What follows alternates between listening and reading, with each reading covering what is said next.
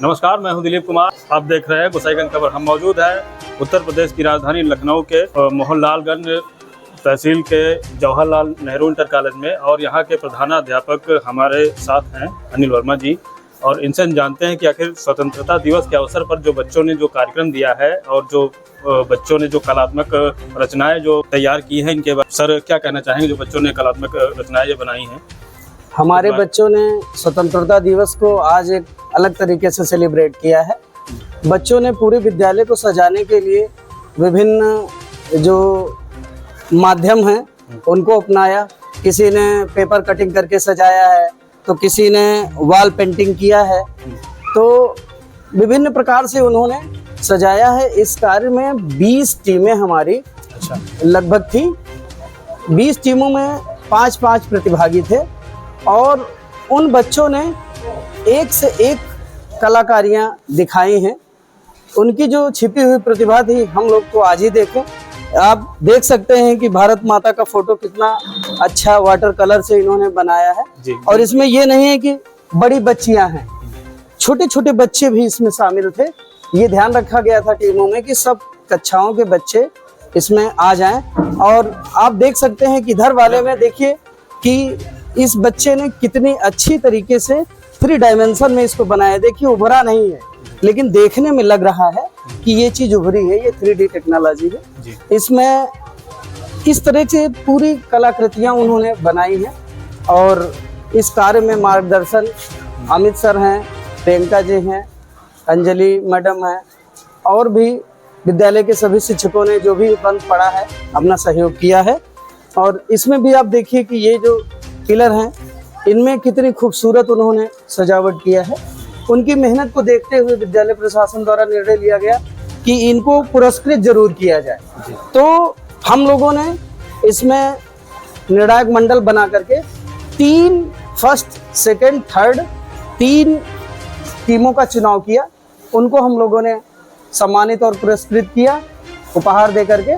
इसके अलावा सभी प्रतिभागियों को भी विद्यालय प्रशासन द्वारा सम्मानित किया गया है उपहार देकर, कि जिससे कि उनका मनोबल बढ़ा रहे और वे हर बार कुछ नई चीज करने का अपने अंदर जज्बा रखें, सोच रखें। सर रैली भी निकाली गई थी, तो कहाँ तक रैली निकाली गई थी? यहाँ रैली प्रभात फेरी विद्यालय के गेट से शुरू होकर के और गुमुआ खेड़ा मोड़ तक गई थी।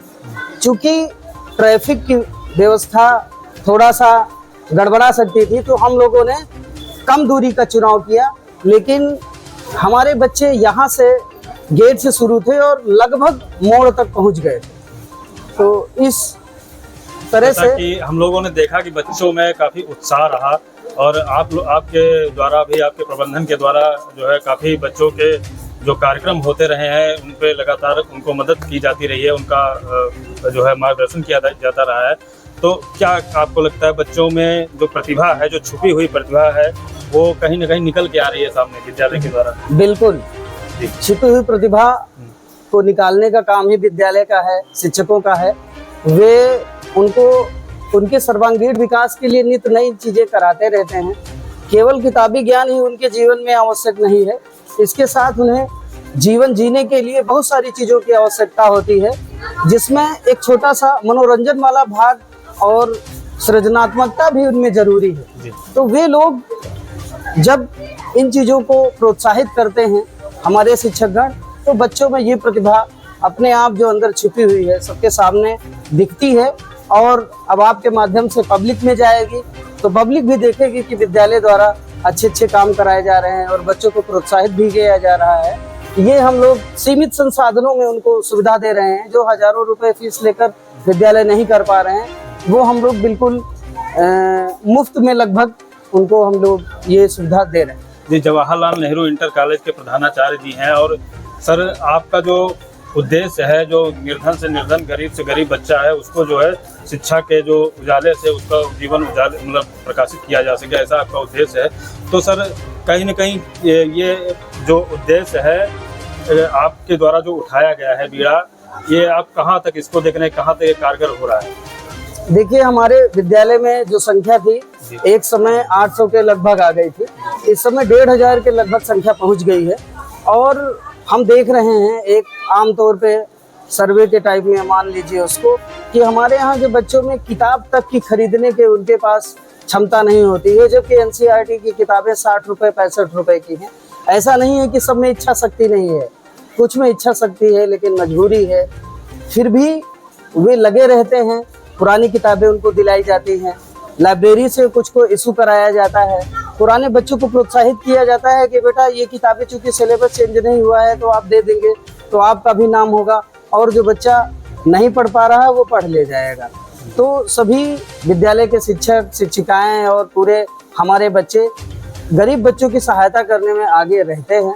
जो भी थोड़ा बहुत आर्थिक सहायता बन पड़ती है किसी माध्यम से वो कराई जाती है, और बच्चों को प्रोत्साहित किया जाता है कि वे पढ़े जरूर, क्योंकि शिक्षा ही एक ऐसा माध्यम है जिसके द्वारा उनके जीवन में बड़ा बदलाव हो सकता है। बाकी चीज़ों में तो धीरे धीरे चेंज होगा, लेकिन शिक्षा है और शिक्षा के द्वारा इतना बड़ा बदलाव हो सकता है कि वो लोग कल्पना नहीं कर सकते। आज सड़क पे चल रहे हैं, हो सकता है अगले दिन वो शिक्षा के माध्यम से कोई अच्छी नौकरी पा जाए तो एरोप्लेन का टिकट उनका बन जाए, वो भी फ्री में सरकारी।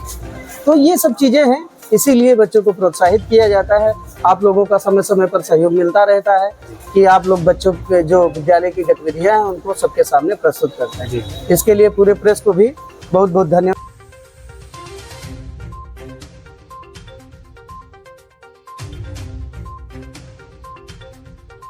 चढ़ने के लिए बनाएंगे तो